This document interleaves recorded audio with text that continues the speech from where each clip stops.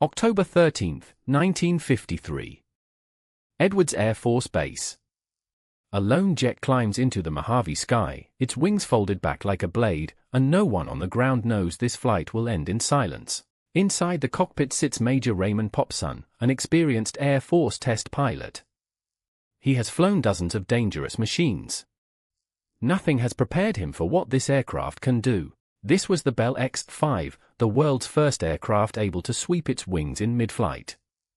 A machine built to unlock the secrets of speed itself, but radical ideas come with radical risk.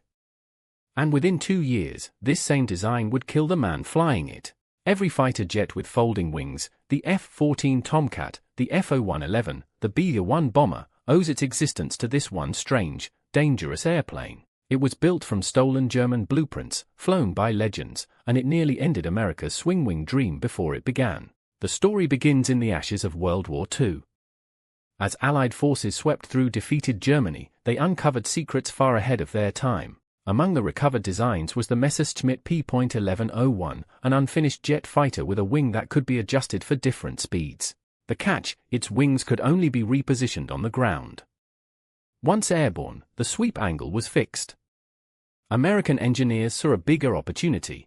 The P.1101 was shipped to the United States, where Bell Aircraft Corporation engineers began studying it in detail. At Bell's plant in Niagara Falls, New York, a bold question took shape. What if a wing could sweep back and forth while the aircraft was flying?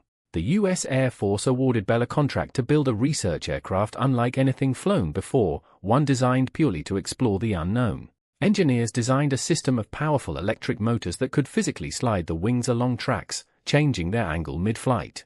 The wings could shift from 20 degrees, nearly straight out, to a sharp 60-degree sweep, reshaping the aircraft's entire flight envelope in seconds. By February 1951, the first airframe was complete, a slender, dart-shaped jet named the X-5. At its core, the X-5 was an engineering gamble. Moving the wings meant moving the aircraft's center of gravity, a problem that could make or break the entire design. Bell's solution was ingenious. The entire wing assembly could slide forward and backward along the fuselage, automatically compensating for the shift in balance. A single Allison J-35 turbojet powered the aircraft, modest thrust for a design meant to explore behavior, not chase speed records. Its narrow fuselage and bubble canopy gave test pilots a commanding view, and a front-row seat to whatever came next.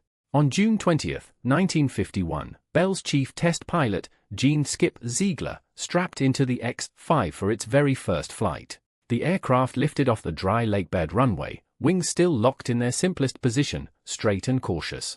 Weeks later, on July 27, 1951, Ziegler did what no pilot in history had ever done. He swept the wings back while airborne. It worked.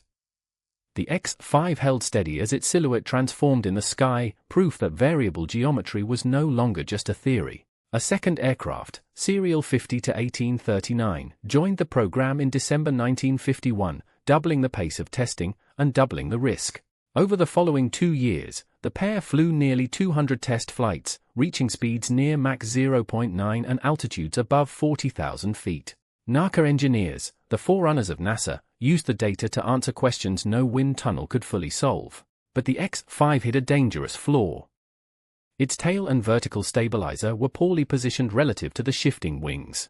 At certain sweep angles, especially near full sweep, the aircraft could tumble into a spin from which recovery was nearly impossible. NACA test pilot Scott Crossfield experienced it firsthand, and barely wrestled the aircraft back under control before it hit the ground. He would later describe it bluntly. It was, in his words, a terrible airplane in a spin, one that took far too long to recover. On October 13, 1953, Air Force Major Raymond Popson climbed into aircraft 50-1839 for a scheduled spin test, his very first flight in the X-5. The plan called for the wings fully swept back at 60 degrees, the aircraft's most unstable configuration. Popson climbed to altitude and deliberately entered a spin, a maneuver meant to gather crucial data for the program. This time, the aircraft would not come out. The spin tightened, the controls went silent, and the X-5 fell toward the desert floor. Popson was unable to eject in time. The aircraft struck the Mojave Desert, and the program's second X-5 was destroyed. It was a sobering reminder of how far the boundaries of aviation still had to be pushed, and at what cost. The surviving aircraft, 50 to 1838, continued flying. NACA engineers pressed on, determined that Popson's loss would not be in vain. It flew active research missions until 1955, then served years longer as a chase plane, trailing other experimental aircraft across the desert sky. By 1958, its flying days were finally over. It was retired to a museum, a survivor of one of aviation's boldest experiments. The X-5's data on wing sweep behavior became the foundation for a generation of swing-wing warplanes that would define the Cold War skies. The General Dynamics F-111 Aardvark used variable sweep wings to fly low and fast, then extend them for efficient long-range cruise. The Grumman F-14 Tomcat carried the concept onto aircraft carriers, sweeping its wings automatically during high-speed intercepts. Even the Rockwell B-1 Lancer bomber, and Soviet fighters like the MiG-23, traced their swing-wing lineage back to the lessons of the X-5. A single, dangerous prototype had rewritten what engineers believed a wing could do, and paid for that knowledge in blood and steel. Modern engineers have largely moved away from swing wings. Computer-controlled flight surfaces and advanced materials now achieve similar flexibility without the mechanical weight. Yet the core question the X-5 first asked, how do you make one aircraft efficient at every speed, still drives aerospace design today. The Bell X-5 was never meant for combat. It was built to fail safely, to teach hard lessons, and sometimes, tragically, to cost lives.